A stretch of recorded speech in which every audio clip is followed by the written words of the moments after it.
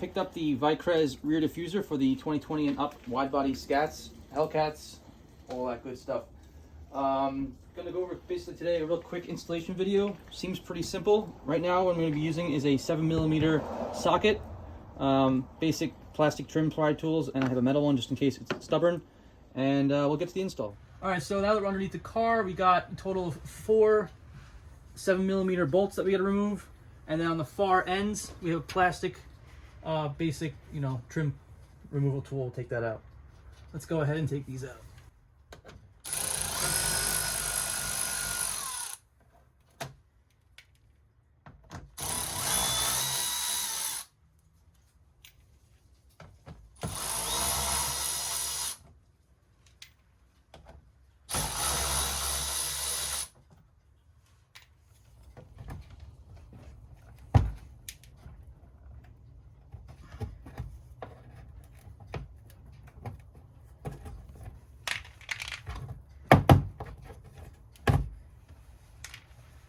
Alright, so once you got all the hardware underneath removed, you're just going to go over to the side and you're just going to give it a nice solid pull. You'll notice there's a bunch of plastic clips along the side of this diffuser.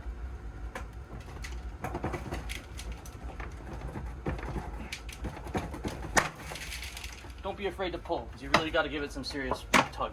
Once you get it though, it should come pretty easily.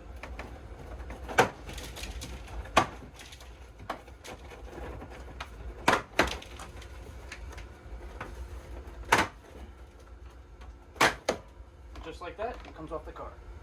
My first impressions, I can tell you right away that the build quality on this Vicrez Rear Diffuser is actually, believe it or not, thicker than the factory OEM diffuser.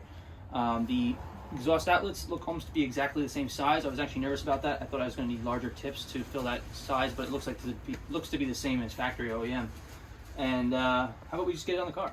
We're going to line up the clips to the holes, and then you're just going to give it a solid push. It should click in just like that. You're going to do that at every single location to make it sure it fits nice and solid. You'll hear a very gratifying click when it's in.